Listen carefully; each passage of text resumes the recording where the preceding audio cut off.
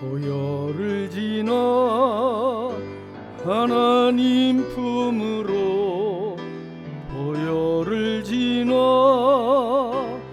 아버지 품으로, 보혈을 지나 하나님 품으로 한 걸음씩 나가네. 존귀한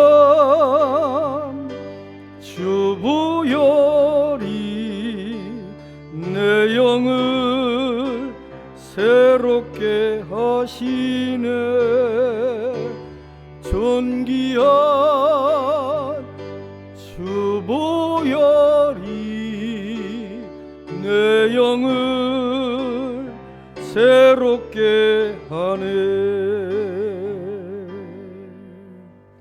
전능하사 천지를 만드신 하나님 아버지를 내가 믿사오며 그 외아들 우리 주 예수 그리스도를 믿사오니, 이는 성령으로 잉태하사 동정녀 마리아에게 나시고 본디오 빌라도에게 고난을 받으사 십자가에 못 박혀 죽으시고 장사한 지 사흘 만에 죽은 자 가운데서 다시 살아나시며 하늘에 오르사 전능하신 하나님 우편에 앉아 계시다가 저리로서 산 자와 죽은 자를 심판하러 오시리라. 성령을 믿사오며 거룩한 공회와 성도가 서로 교통하는 것과 죄를 사하여 주시는 것과 몸이 다시 사는 것과 영원히 사는 것을 믿사옵나이다. 아멘.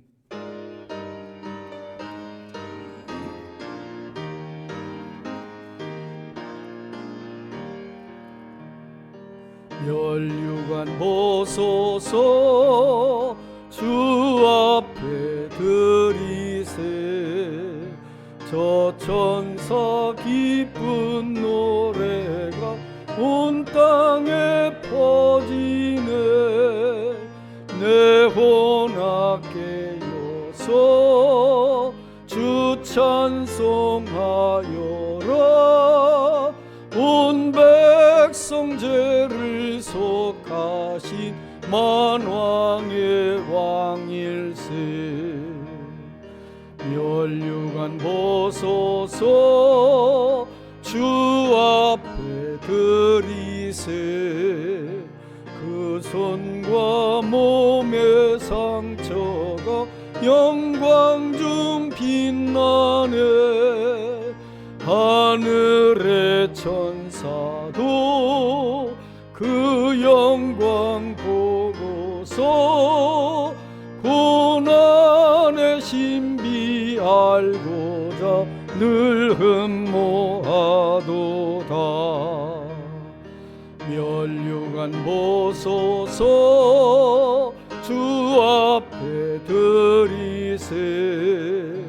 온 세상 전쟁 그치고 참 평화 오겠네. 주 보좌 앞에서 온 백성 엎드려 그 한량없는 영광을 늘 찬송합니다.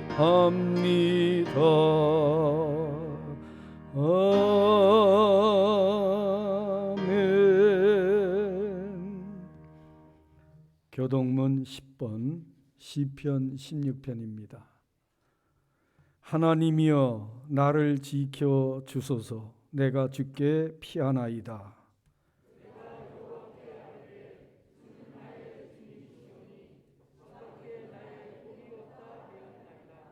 땅에 있는 성도들은 존귀한 자들이니 나의 모든 즐거움이 그들에게 있도다.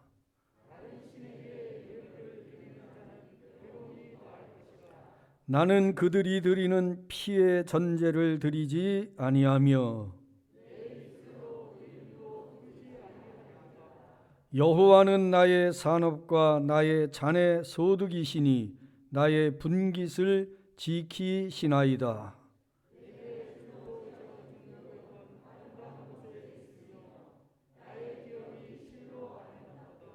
나를 훈계하신 여호와를 송축할지라.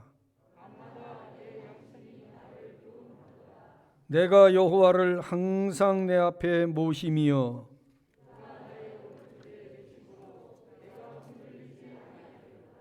아멘. 다 앉으셔서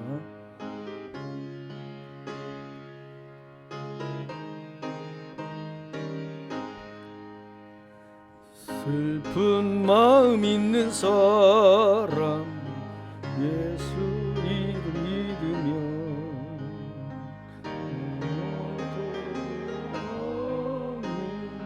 기쁜 마음 얻으리. 예수의 이름은 세상의 소망이요 예수의 이름은 전국의 기쁨일세. 극하신 주의 이름 너의 방패 삼으라. 환난 시험 당할 때에 주께 기도드려라. 예수의 이름은 세상의 소망이요 예수의 이름은 전국의 기쁨일세. 존귀하신 주의 이름 우리 기쁨되도다. 주의 품에 안길 때에 기뻐 찬송 부르리. 예수의 이름은 세상의 소망이요 예수의 이름은 전국의 기쁨일세. 우리 갈 길 당한 후에 보좌 앞에 나가 왕의 왕께 경배하며 면류관을 얻으리. 예수의 이름은 세상의 소망이요 예수의 이름은 천국의 기쁨일세. 아멘.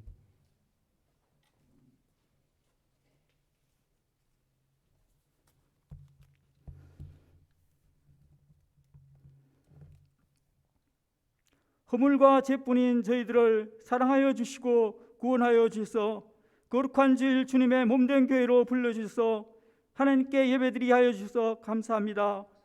코로나19 바이러스로 성전에 나와 예배드리지를 못하고 영상으로 예배드리는 성도님들도 하나님 함께하여 주셔서 온전히 하나님을 찬양하며 신령과 진정으로 예배드리게 하여 주옵소서.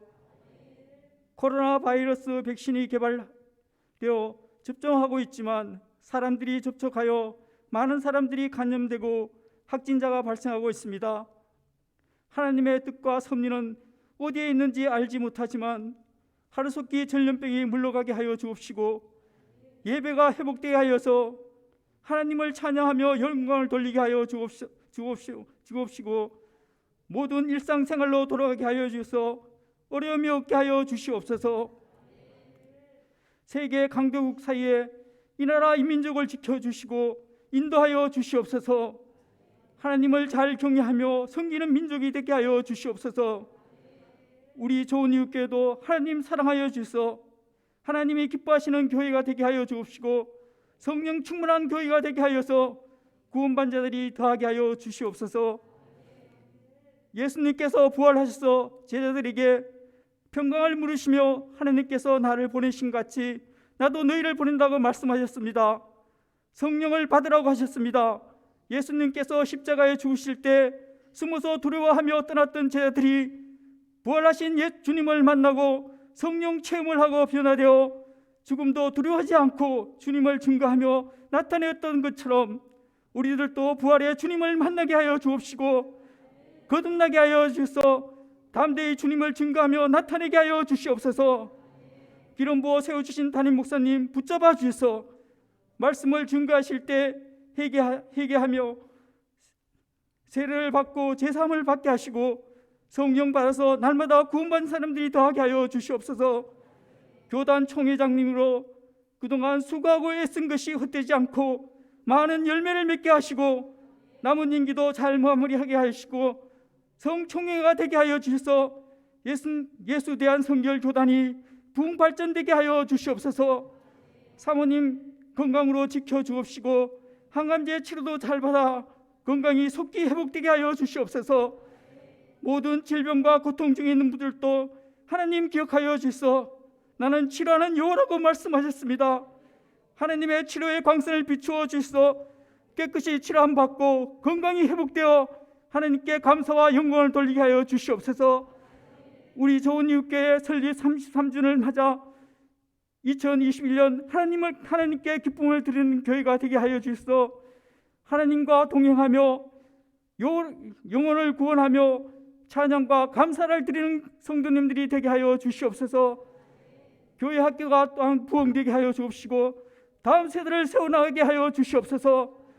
꿈과 비전을 주셔서 청장년들이 부흥되게 하여서 교회가 든든히 세워지게 하여 주시며 하나님 기대에 부응하는 교회가 되게 하여 주시옵소서.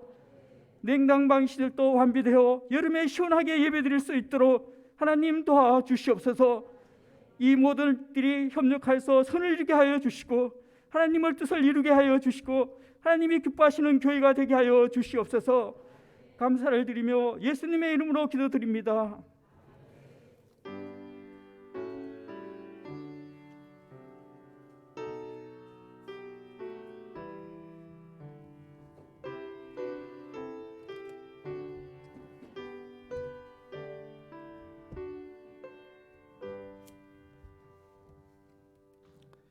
오늘 설교 본문은 누가복음 11장 23절하고 요한계시록 3장 14절 16절 두 곳에서 말씀을 보도록 합니다.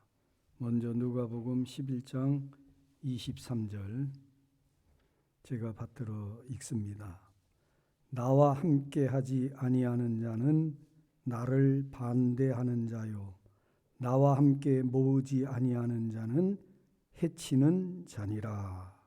아멘. 요한계시록 3장 14절, 15절, 16절 제가 또 봉독합니다.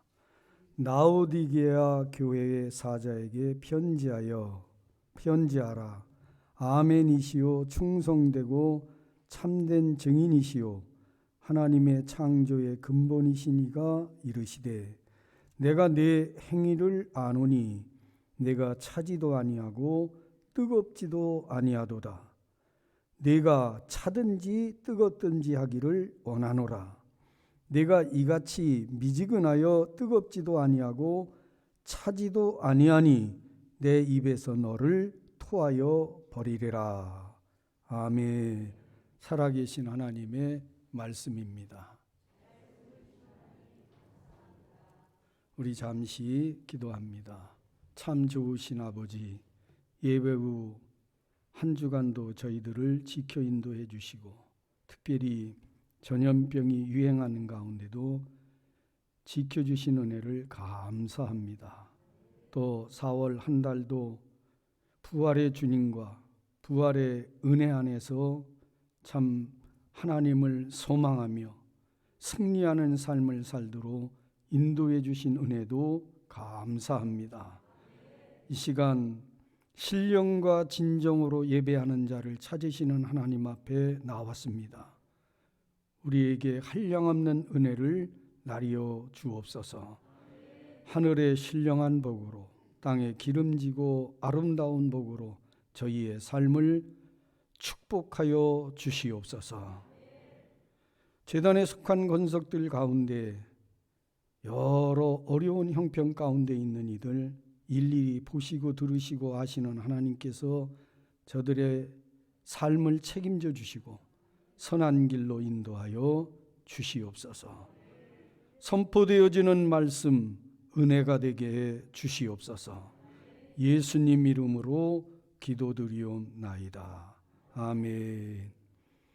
여러분들이 오늘 제가 설교 드리기 전에 찬양도 좀 올려드리도록 하겠습니다. 순서를 제가 바꿨는데 지금 설교하기 전에 찬양 듣고 우리가 설교 말씀 듣기로 하겠습니다. 제2권사회에서 하나님께 찬양 올려드리겠습니다. 앞으로 나오시죠.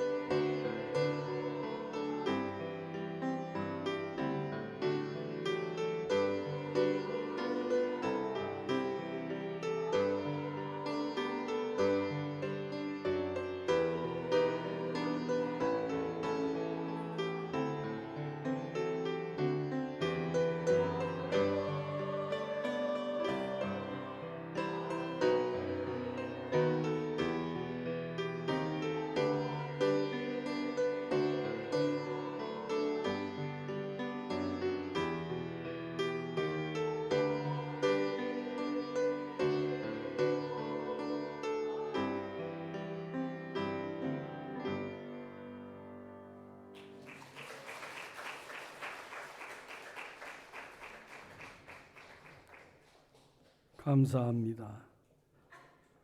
여러분들이 이 땅을 살아가면서 그 흑백논리라고 하는 얘기를 들어보셨을 겁니다. 이분법이라고도 하고 논리학에서는 양도논법, 이것과 같은 맥락에서 이해를 하고 있습니다. 인간사에 되어지는 모든 문제를 흑과 백, 선과 악, 거짓과 진실, 득과 실, 내편 내편, 우파 좌파, 이렇게 양극단의 방식으로 구분해서 이해하려고 하는 그런 관점을 소위 말해서 흑백논리 이렇게 이야기를 합니다. 선과 악이라든지 빛과 어둠 그리고 참과 거짓 이것은 분명히 하나로 결정되어져야만 할 것입니다. 그렇지만 우리가 살아가는 인간 사회에 있어서 얽히고 설킨 인간과의 관계의 모든 문제를 흑백논리, 이분법적 사고를 가지고 명쾌하게 판별해 내기에는 어려움이 많이 있습니다. 그게 사실이고 현실입니다. 그런데 성경은 어떠냐? 성경은 분명하게 흑백논리가 적용이 됩니다. 명백하게 이분법적으로 이야기를 하고 있습니다. 누가복음 11장 23절입니다. 나와 함께 아니하는 자는 나를 반대하는 자요 나와 함께 모으지 아니하는 자는 해치는 자니라. 우리 예수 그리스도 안에 우리가 있든지 아니면 사탄에게 소속이 되든지 둘 중에 하나입니다. 하나님 편에 있든지 마귀 편에 있든지 둘 중에 하나입니다. 중간지대는 없습니다. 영적 전쟁터의 중립지대는 없다. 신앙생활의 회색지대는 없다. 명백하게 둘로 나뉘어집니다. 모세의 후계자가 돼서 이스라엘 백성들을 요단강을 건너 가나안 땅에 정착시킨 여호수아가 죽기 직전 이스라엘의 장로들을 다 초청해 놓고 그리고 마지막 유훈의 설교를 하게 됩니다. 이스라엘 백성들아, 너희가 섬길 자를 오늘 택해야만 한다. 나와 내 집은 오직 여호와만을 섬길 것이다.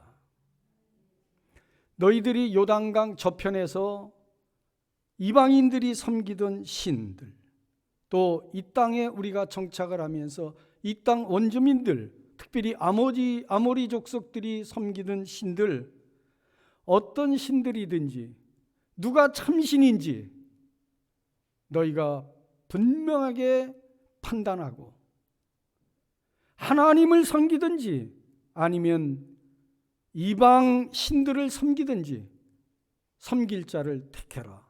오직 나와 내 집은 여호와만을 섬긴다. 이스라엘 백성들이 여호수아의 설교를 듣고 우리가 다 오로지 당신을 쫓아 여호와 하나님만을 섬기겠습니다.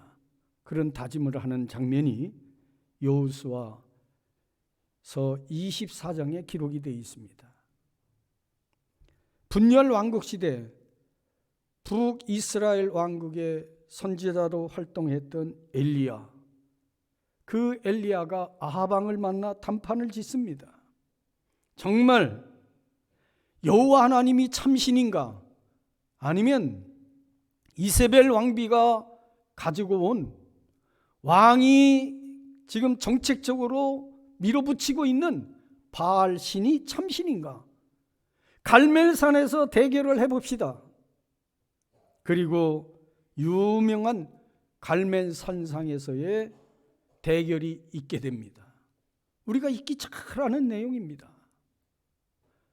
바알이 참신인가? 하나님이 참신인가? 불록소 응답하신 하나님, 그 힘을 받아 엘리야가 바알을 섬기는 선지자들을 기손 시냇가에 다 목을 베어 죽이고 그리고 강력하게 이스라엘 백성들에게 선포합니다. 이스라엘 백성들아, 너희가 어느 때까지 바알과 하나님 사이에서 머뭇머뭇거리겠느냐? 참신이신 하나님을 전심으로 섬겨야 된다. 할렐루야. 사랑하는 성도 여러분, 신앙생활의 회색지대는 없습니다. 애굽의 왕 바로가 모세에게 이렇게 얘기했습니다. 너희들이 굳이 이 애굽 땅을 떠나서 광야로 나가서 하나님을 섬겨야 되겠느냐? 그냥 적당히 이곳에서 하면 안 되겠냐?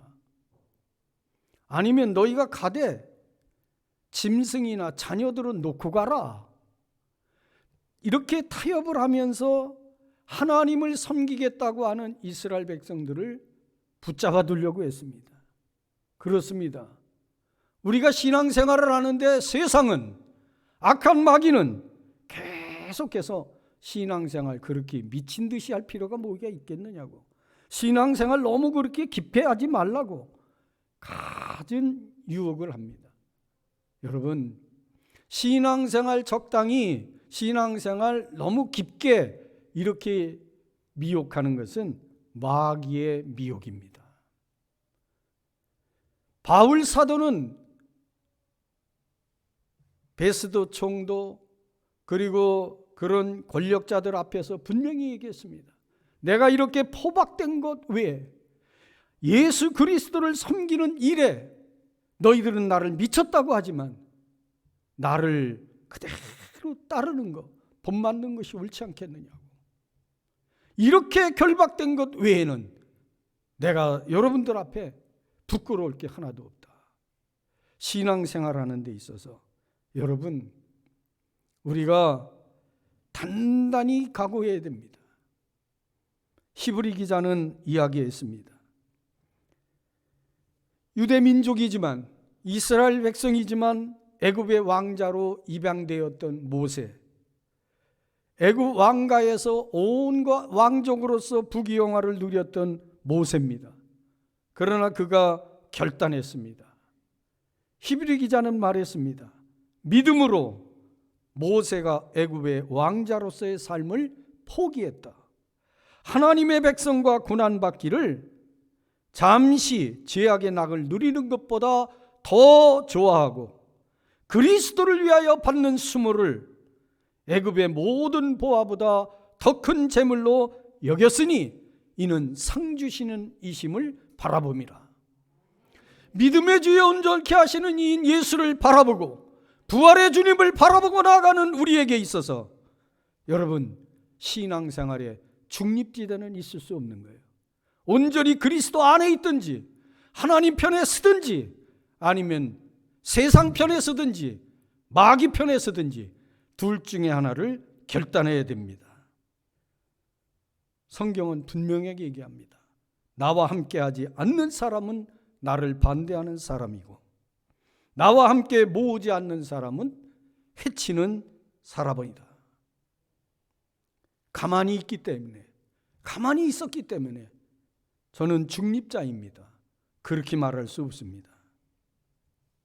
우리가 익히 아는 것처럼 에서와 야곱은 형제였습니다. 에서를 통해서 시작된 에돔 족속, 야곱을 통해서 시작된 이스라엘 민족. 여러분, 형제가 위급할 때 형제를 도와야 됩니다. 그런데 에돔 족속은 유대 민족, 이스라엘 족속의 어려움을 수수방관했습니다. 도와주지 않았습니다. 그러면 에돔 족속에게 죄가 없냐? 성경은 분명하게 말씀하고 있습니다.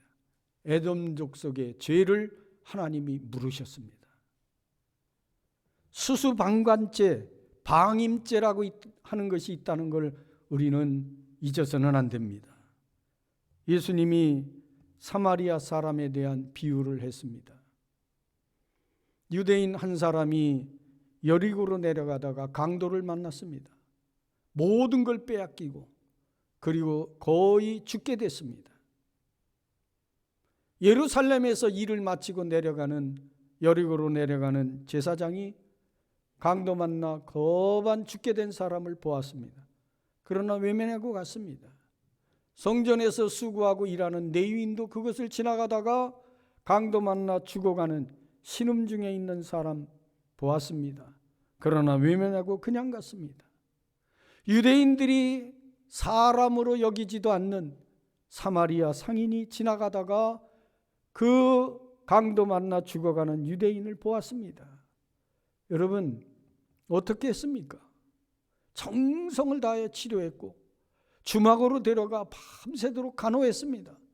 부비가 더 들면 자기에게 그 부비 든 것을 청구하라고 주막집 주인에게 얘기를 하고 떠나갔습니다. 예수님 말씀합니다.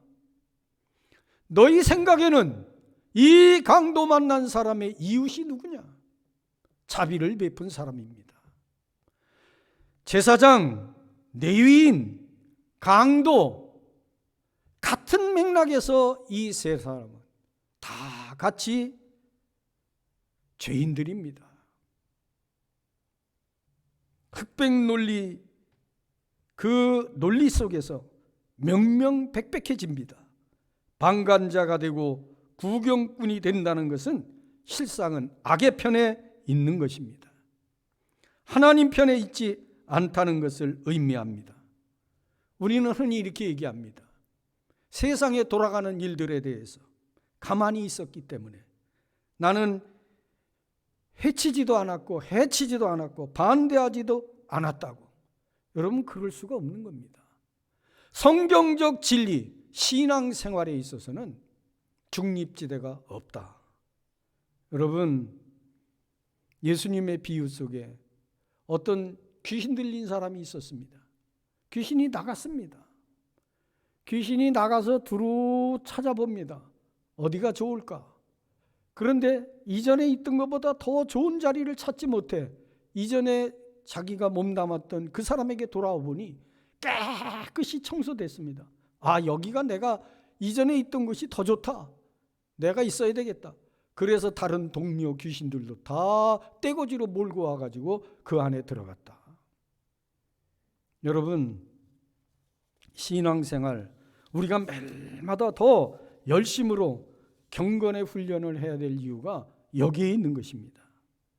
신앙생활 안일과 나태와 게으름, 그리고 미지근하게 할 때 자칫하면은 이전보다 더 상황이 악화될 수 있다라고 하는 경계입니다. 우리의 심령 상태는 언제나 중립이나 진공 상태로 놔둘 수는 없는 것입니다. 하나님을 체험하든지 악령에게 내어 맡기든지 여러분의 심령을 진단해 봐야 됩니다. 날마다 우리는 하나님의 말씀대로 진리를 따라서 살아가야 된다라고 하는 것을 알면서도 세속을 향해서 세상의 부귀영화, 세상의 안락을 찾아서 끌려가는 그런 삶을 살아가는 우리 자신은 아닌가 돌아봐야 됩니다. 여러분, 선택해야 됩니다. 하나님께로 가든지 죄악으로 빠든지. 신앙생활 적당히 할 수 있는 게 아닙니다. 신앙생활 적당히 할 수가 없어요. 말도 안 되는 일이에요. 정말 우리가 거듭난 하나님의 사람이라면, 예수 그리스도의 사랑을 절절하게 체험을 했다면 적당히 할 수가 없는 거예요. 중간지대에 머무를 수가 없는 거예요. 여러분, 새벽마다 생명의 샘가로 우리가 말씀을 늘 묵상하는데 오늘 새벽 요한복음 21장 15절로 19절을 보았습니다. 베드로가 사실 최후의 만찬 석상에서도 큰 소리 치지 않았어요. 여기 동료들이 주님을 다 버릴지라도 나는 주님을 버리지 않습니다. 그때 예수님이 그렇게 말씀했어요. 내가 오늘 밤 닭이 2번 울기 전 3번 나를 부인하리라. 베드로는 그때요 자신만만했습니다. 담대했어요. 내가 어떤 상황이 돼도 주님이 나를 사랑하고 내가 주님을 사랑하는데 그런 주님을 부인하는 일이 내 생애에 있겠느냐고 큰 소리 쳤습니다. 그런데 불과 몇 시간 지나서요 베드로는 3번 예수님을 부인합니다. 저주까지 부인합니다. 이게 인간의 연약함입니다.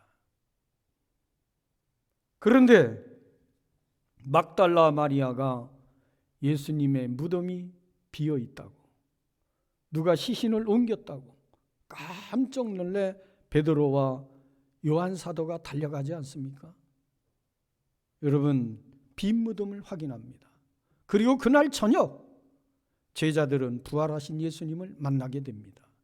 안식 후 첫날 저녁에 안식 후 첫날 새벽에 막달라 마리아는 부활하신 주님을 만났고, 그날 저녁 제자들은 부활하신 주님을 만났습니다. 그럼에도 불구하고 베드로는요, 너무 부끄러웠어요. 나는 그냥 이제 옛날 직업으로 돌아가서 고기잡이 하다가 내 삶을 마감해야 되겠다. 그리고서는 갈릴리 호수 디베랴 지역으로 갔습니다. 여러 동료들이 따라갔습니다. 부활하신 주님이 그 디베랴 호수에 새벽녘까지 고기를 잡는데 못 잡은 그 제자들에게 찾아가서 오른편으로 그물을 내리라.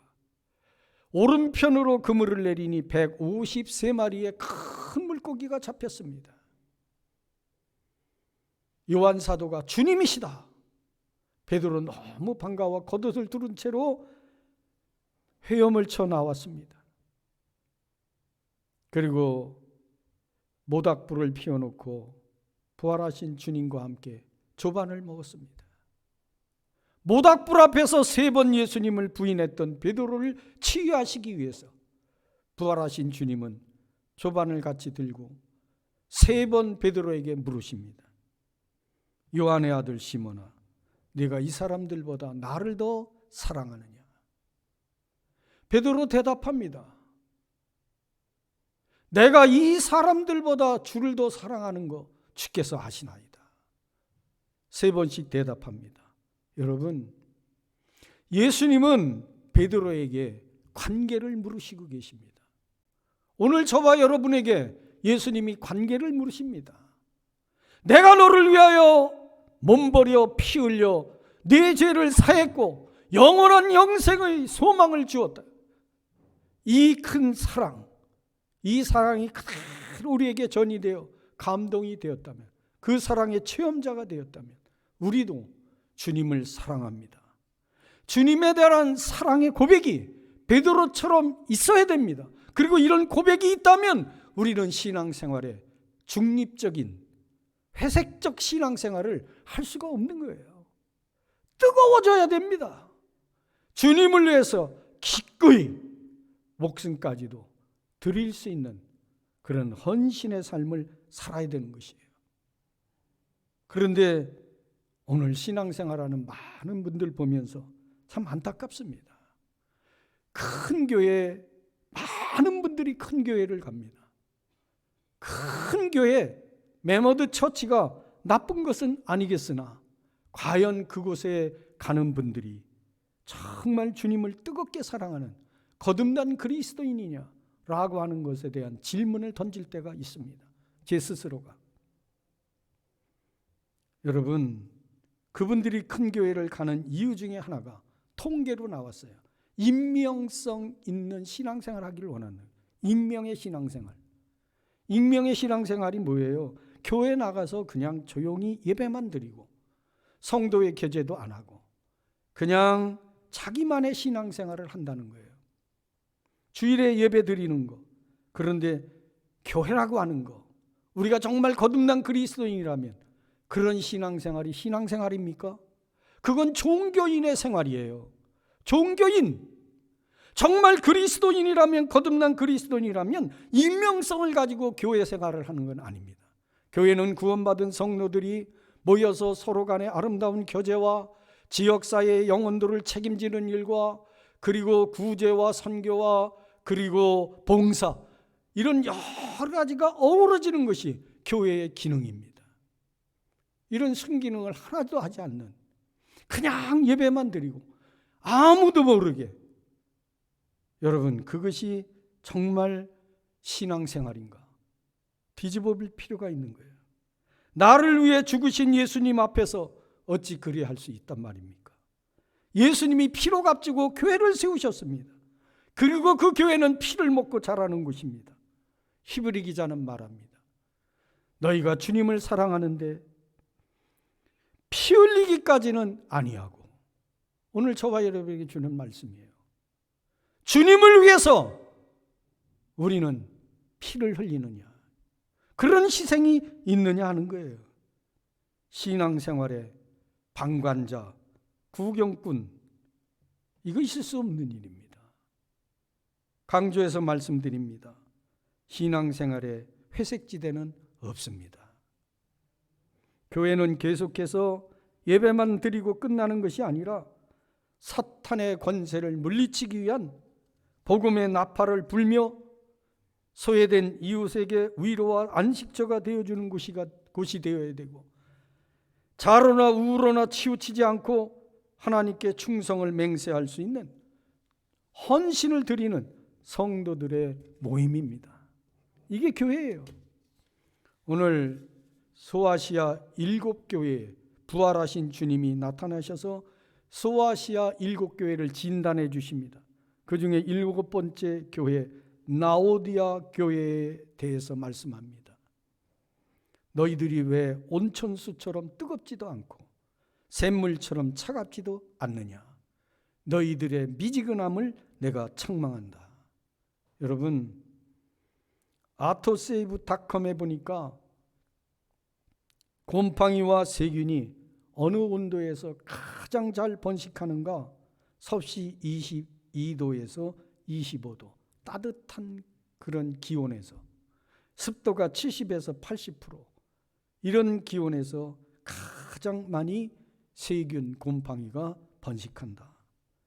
바닷물의 온도가 섭씨 15도에서 25도 사이가 되면 플랑크톤이 폭발적으로 번식한다. 그래서 적조 현상이 나타난다고 얘기를 합니다. 뜨겁든지 차든지 해야 됩니다. 우리 신앙이 미지근하면 악한 마귀, 죄의 바이러스가 여럿이 틈을 탑니다. 미지근한 신앙생활 하나님이 책망하십니다. 여러분, 우리의 신앙생활은 어떻습니까? 미지근합니까? 아니면 뜨겁습니까? 성령 충만하라 이야기하는 것이 뜨거운 신앙생활 하라는 말씀이에요. 우리 좋은 이웃교회 성도들, 뜨거운 신앙생활 하시기를 예수님의 이름으로 축원합니다. 웨슬리는 은혜를 얘기했습니다. 은혜 없이는 우리가 신앙생활 엮어가지 못하는데, 하나님의 앞서 오시는 은혜, 이게 선행적 은혜예요. 여기에 반응을 할 때 그 은혜는 깨닫게 하는 은혜로 발전하고, 깨닫게 하는 은혜는 우리의 반응과 더불어서 회개케 하는 은혜로 발전하고, 회개케 하는 은혜에 반응할 때 그 은혜는 의롭게 하는 은혜로 발전을 하고, 의롭게 하는 은혜에 반응하면 계속적 은혜로 이렇게 우리의 믿음과 비례해서 성장을 하고, 계속적 은혜 속에서 우리가 헌신을 하게 되면 그 은혜는 충만케 하는 은혜로 상승하면서 발전한다. 그리고 이 충만케 하는 은혜는 궁극적으로 영화롭게 하는 은혜로 발전한다. 이게 성결교회의 은혜론입니다. 여러분들은 지금 어떤 은혜 속에 머물러 있습니까? 신앙생활은 구원받은 것으로서 완성되는 게 아니에요. 계속 완성해서 완성을 향해서 가는 거예요. 사랑이라고 하는 단어도 한 번 사랑으로 완성되는 게 아니에요. 완성이지만 더 큰 완성, 완수, 성숙을 향해서 계속 나가는 거예요. 믿음도 마찬가지입니다. 그래서 믿음을 살아있는 믿음, 죽은 믿음, 큰 믿음, 작은 믿음, 이렇게 말씀하고 있는 거예요.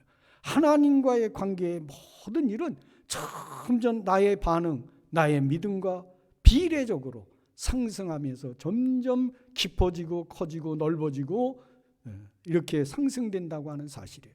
이런 믿음을 가지고 우리 좋은 이웃교회 성도들은 그리스도의 사랑이 메말라 냉랭해진 세상 속에 그리스도의 뜨거운 사랑을 전하는 그런 좋은 이웃으로서의 삶을 살아갈 수 있게 되기를 예수님의 이름으로 축복합니다. 기도합니다. 하나님, 우리 좋은 이웃교회 성도들 성령 충만받아 온천수처럼 뜨거워지게 주옵소서. 그래서 하나님을 기쁘시게 해드리는 저들이 다 되어지게 주옵소서. 예수님 이름으로 기도드리옵나이다. 아멘.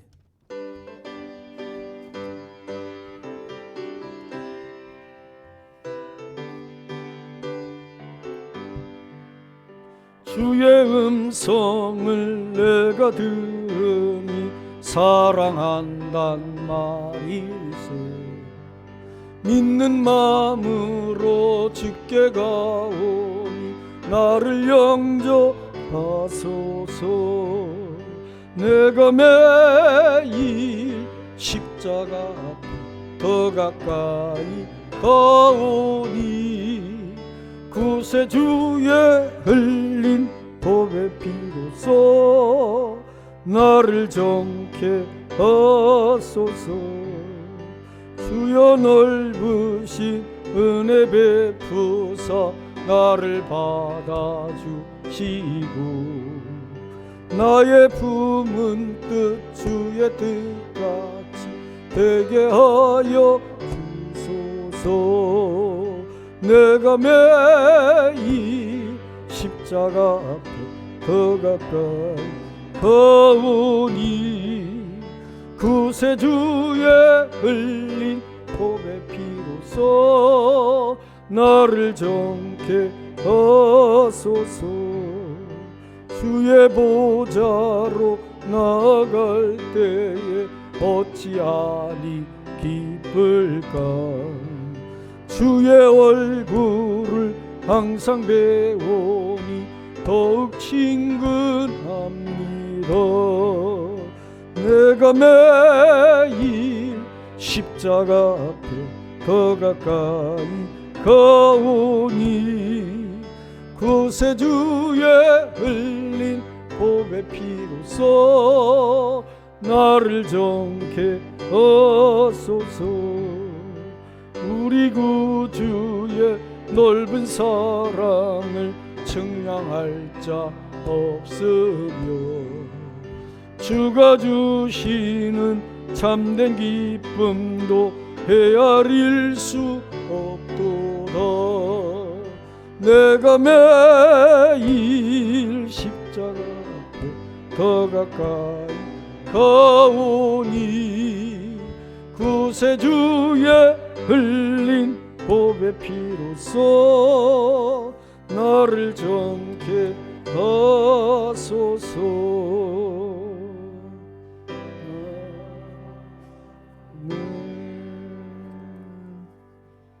드린 예물을 위해서 기도합니다. 우리 오인식 청년 주님 은혜로 해양경찰 합격해서 이제 근무하게 됩니다. 하나님의 일꾼으로 아주 하나님 영광을 위해서 열심히 살아가겠다고 다짐하면서 감사 예물 올려드렸습니다.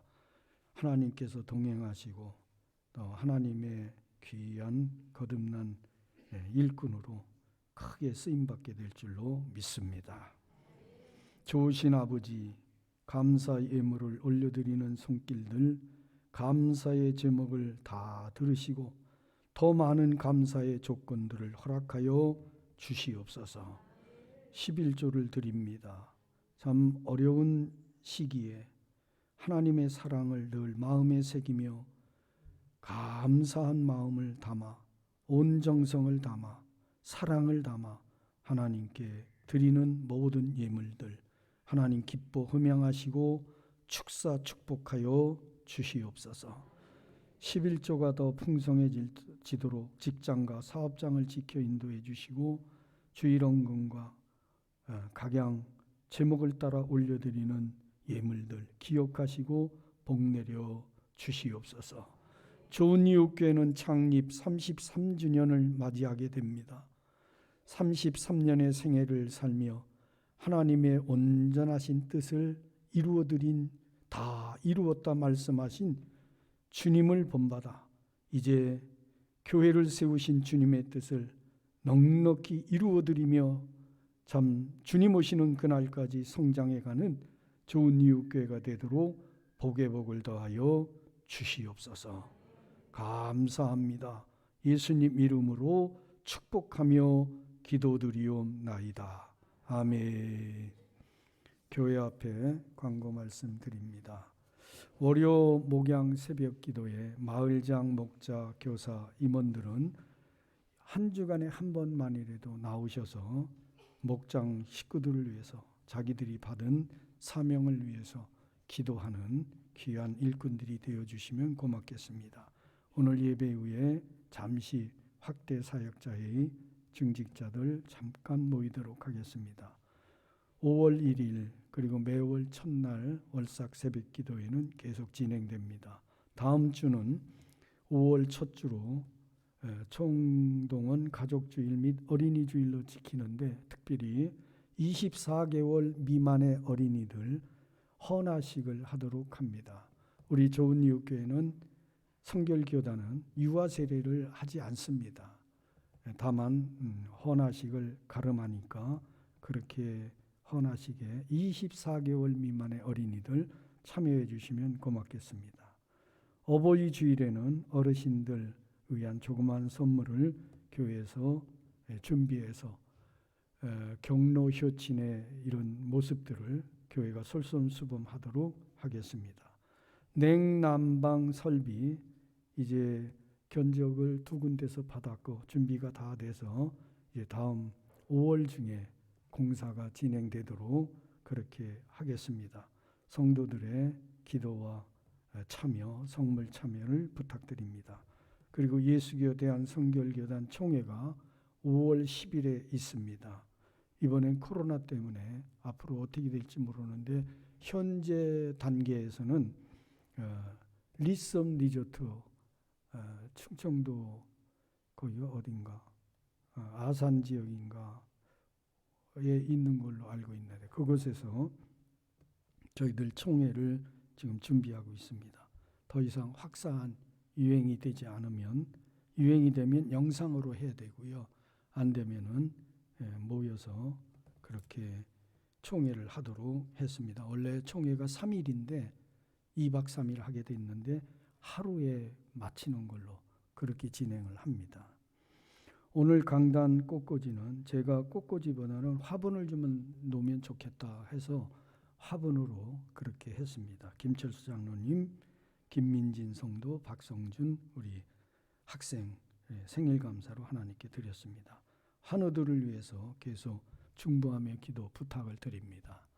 그리고 오늘 광고 시간에 우리 성결대학교 금년에 9대 총장님으로 새로 이렇게 선임이 되신 우리 김상식 목사님, 총장님 네 분이 잠깐 저희 교회에 오셔서 예배를 드렸습니다. 잠깐 일어나시면 저희들 환영하겠습니다.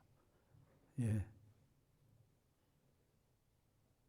인사 한번 하시죠. 예.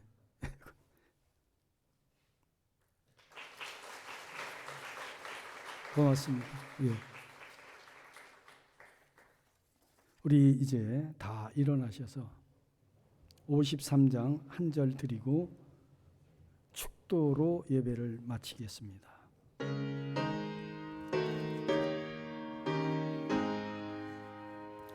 성전을 떠나가기 전 머리를 숙일 때 주께서 함께 계시고 복 내려 주소서.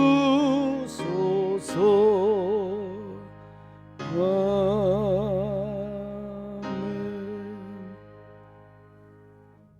지금은 우리를 죄에서 구원해 주신 그리고 부활의 산 소망으로 승리케 하시는 예수 그리스도의 큰 은혜와 변함없는 사랑으로 세상 끝날까지 함께 하시는 극진하신 아버지 하나님의 사랑하심 그리고 성령님의 도우시고 이끄시는 큰 은혜가 오늘 예배에 참여하는 모든 분들과 저들의 가정, 직장, 사업장과 나라와 민족, 교회 위에 영원까지 함께 하시기를 간절히 축원하옵나이다.